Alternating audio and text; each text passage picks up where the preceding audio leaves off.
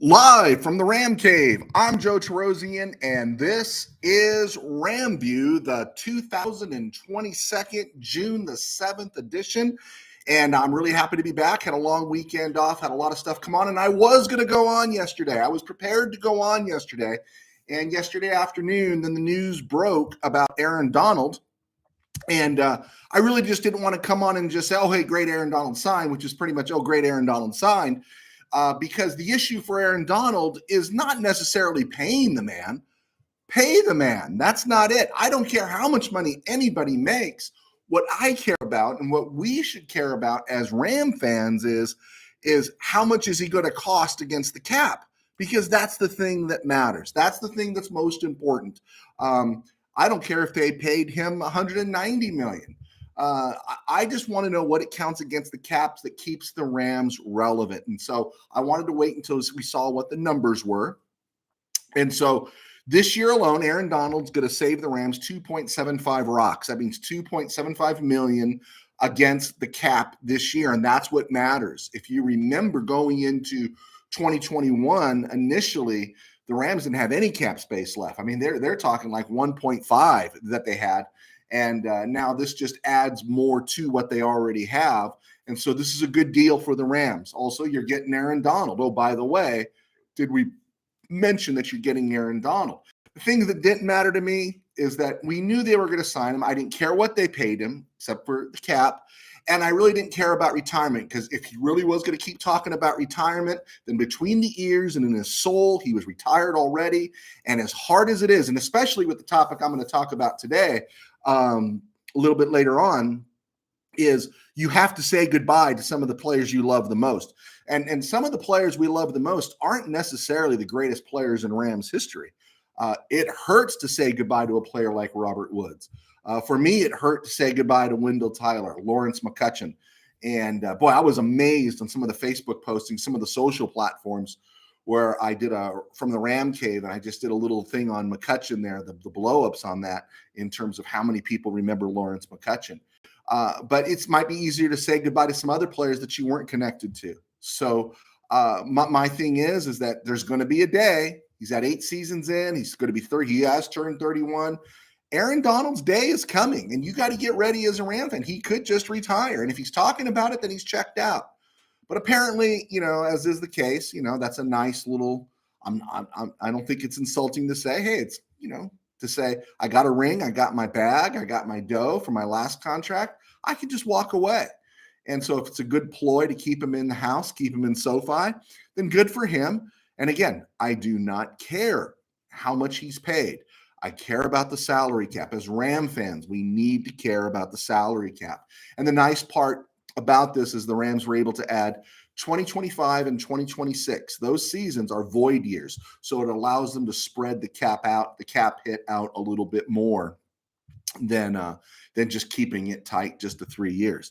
So he's a significant hit to the cap. 11% this year.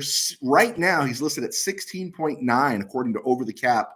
16.9% of the hit next year is the salary cap. So it's a big one. And then in 2024, he's 12.2. But as I've argued, and I know people think this is also terrible, I don't know. Is he who he was a couple of years ago? I don't think so. And is he still better than most? Yes. Is Aaron Donald in 2024 at 80% of what he is now still going to be better than most of the league?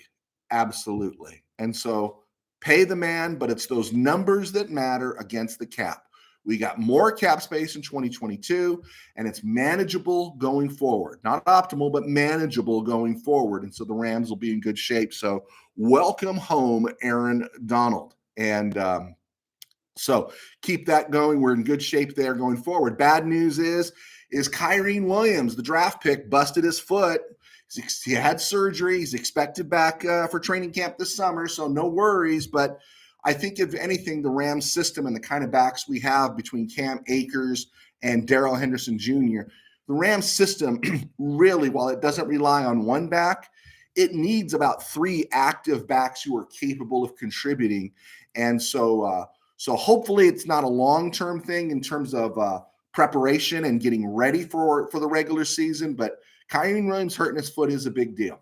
Okay, it's a bigger deal than caring about who's at Sean McVay's wedding. Absolutely pathetic that any sports writer, sports commentator, anybody who's actually in the building would waste an ounce of time talking about Sean McVay's wedding. Okay, folks, we got to grow up and be mature here. You got a great team. You got a fantastic team. You should demand of the people covering the teams, especially those who are in the room. I work from observation. I work from a career as a sports writer. I work from a position of where I followed the team for many years, and you see trends and you see things happen. And I've seen people who are kind of like me, but so much better than me, is they work harder. They do a little bit more, but sometimes the folks in the room are just a little bit lazy, and I don't care about Sean McVay's wedding. I do not give a rat's fandero. Another thing that kind of popped up over the weekend was suddenly I'm noticing a lot of people are giving Tutu Atwell love. 2 weeks ago, it was like, oh, he's a bust. He's awful. He's no good. We really whiffed on that one. We like Les Snead, but they really blew it. And now a couple of reports come out that Tutu Atwell is looking better every day.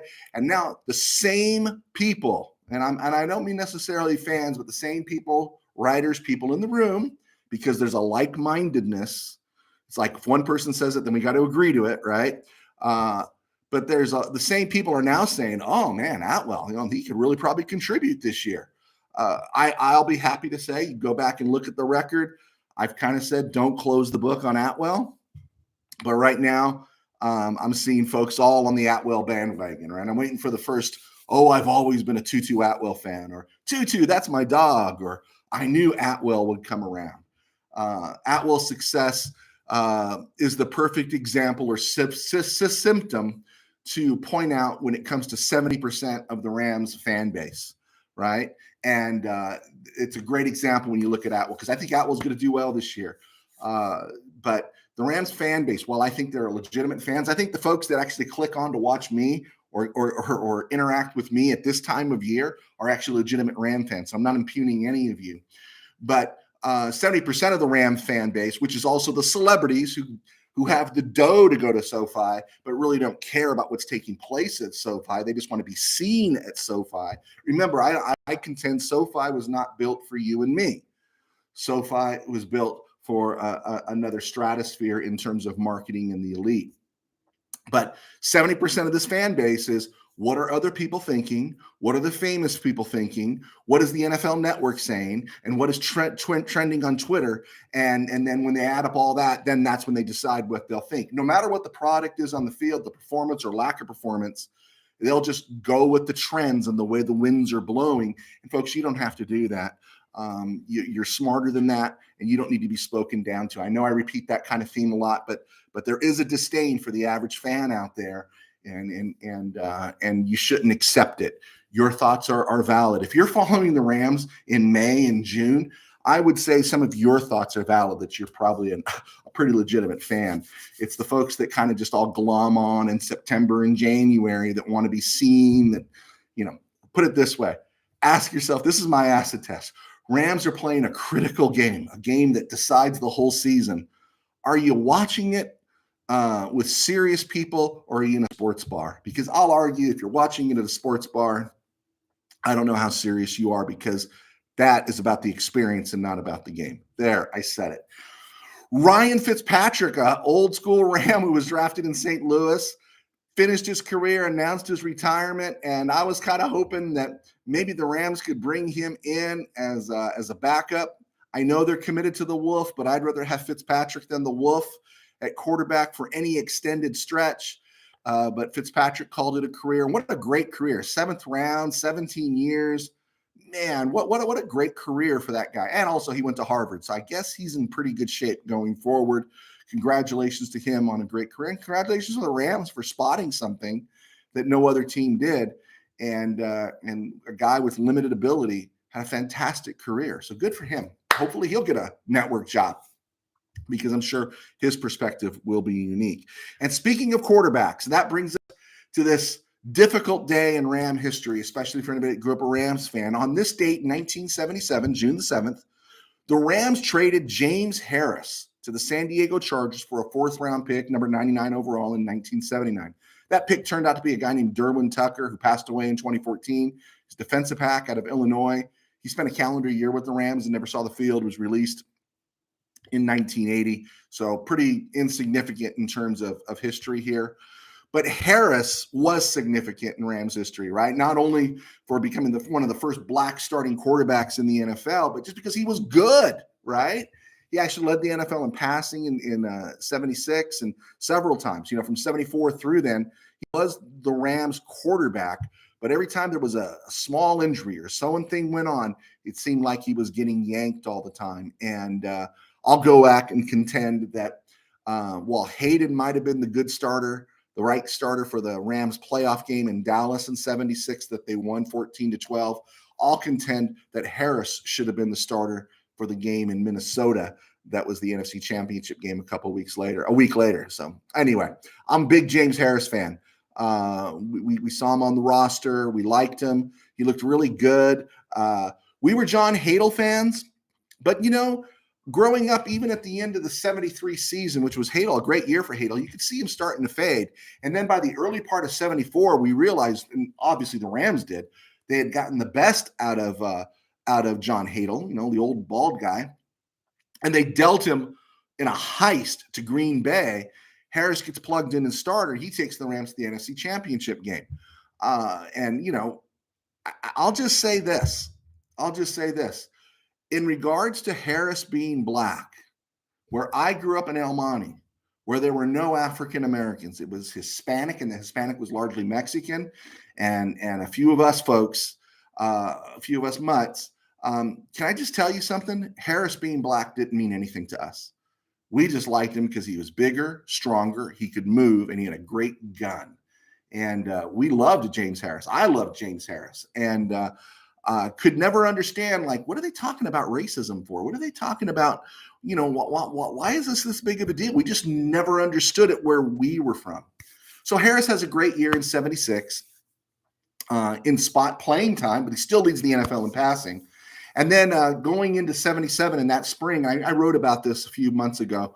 The Rams moved on. They moved Ron Jaworski to Philadelphia. That was that Charlie Young free agent sign deal. And then they signed Joe Namath. They had Pat Hayden, who was the golden boy. And now they shipped off Harris to San Diego. And it was just like, why are they doing this? If you were a sports fan, you were hoping the best out of Namath, but you knew Namath was broken down. If you were an LA fan, you liked Hayden because of what he did at USC, but he was this small little blonde pretty boy with that lacked the gun and the size of somebody like James Harris. And so it was very frustrating.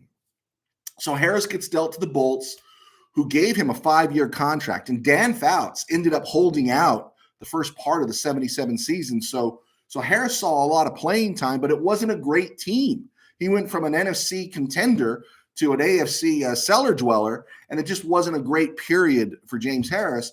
And then he saw his playing time diminish when Fouts came back. The team got better. Coryell came in, and he just got spot duty for the rest of his career that concluded after the 79 season. And it's really interesting. I read the book, Third and a Mile by William Roden. It's an excellent book, and it talks about the experience of the black quarterback in the pro game. And Harris had some really interesting quotes in there. And he talked about how he always felt support from Rams head coach Chuck Knox, but not the ownership and Carol Rosenblum. And it was like every time something came up, well, let's get Harris, let's get Jaworski in there, let's get Hayden in there, let's bring in Namath. It was always something like anyone else could have a bad game or have a little injury, but it was almost like Harris always had to fight for his job back. And again, we couldn't understand it because for us as young kids in El Monte, hardly an elitist area, we couldn't comprehend that. Why is this big of a deal? This doesn't seem like that big of a deal. And it's a tragedy. It's truly a tragedy. Of course, Harris got the hate mail, but it's a shame that we don't really talk about. I'm sure there were many letters, more letters of support than hate.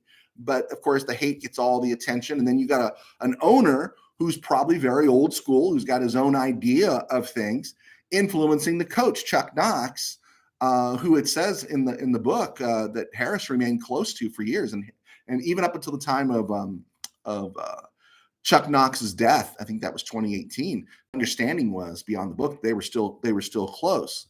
Um, but looking back on the Harris account, in retrospect and remembering where we were at the time, I look back and I realize, and I look now, and where we're at now is that we were ready for there was no everyone was ready for a black quarterback. Older people, maybe coming from earlier in the 20th century, might not have been, a la Rosenblum, but the society they didn't have a problem with a black quarterback. And what I also began to notice is that as time has gone on, as we were coming out of that period, I think racism, I've discovered, has to continually be manufactured by political parties, political lobbyists, and jerks on both sides, because racism is too lucrative a business for the politicians and the lobbyists to leave behind. There's too many points to score and money to be made. And this is black and white and black, and other ethnicities and races too, is that we're always looking for a way to make a buck. And racism is a good way to make a buck. And so we manufacture things and we create things to make things worse than they actually are. I think it's interesting that, Harris got dealt and his career was over. He said he lost his confidence, lost his passion for the game after being traded. And what a tragedy it was. And then a lot of people made a lot of issue about Warren Moon having to go to Canada. Well, in 77, the Bears drafted Vince Evans at quarterback in the 6th round. And they said, well, if you're not a starter, you're not going to play as a black quarterback. And, by 1980, Vince Evans was the starting quarterback for the Chicago Bears. 78, Tampa Bay drafted Doug Williams. Now, this wasn't this huge wave like we see now, but you could see that things were changing. And it's a shame that a lot of people from all from all sides of the equation here, especially the politicians, they're the worst people on the planet, folks. Especially the paid career politicians who've never had a real job. These people are frauds. These are the ones that manufacture things to keep us separated and keep us angry and stuff. And I really look at James Harris' account, and it's just absolutely tragic, because we never saw that. We never thought of it. We never gave a Ram quarterback can't be black. Are you out of your mind? Are you out of your mind? He was a great player. He was a really good player who got screwed. Now, was he as good as Doug Williams? No, I don't think so. Was he as good as Warren Moon proved to be? I don't think so. And it had nothing to do with IQ or anything like that. I think sometimes when because I played a little quarterback and I've covered a lot of quarterbacks over the years, one of the things that you're looking for a quarterback is a decision maker, decisiveness. And again, it has nothing to do with being smart. It's probably the difference between an INTJ and an INTF, judger and feeler, is that you make a quick decision at quarterback. And I've seen quarterbacks same size, same arm, same limitations, and one makes quick decisions and another one doesn't. But also think about this. Think about all the talent that James Harris had. Fantastic talent, marvelous talent, incredible talent. And think about when it comes to him making decisions, is that he was playing in a Ram organization that was always, outside of Chuck Knox, putting pressure on the team and the coaching staff to look for a reason to replace him. Where by the time you got to Joe Gibbs in 1987 with Doug Williams, it was like, no, let this dude rip.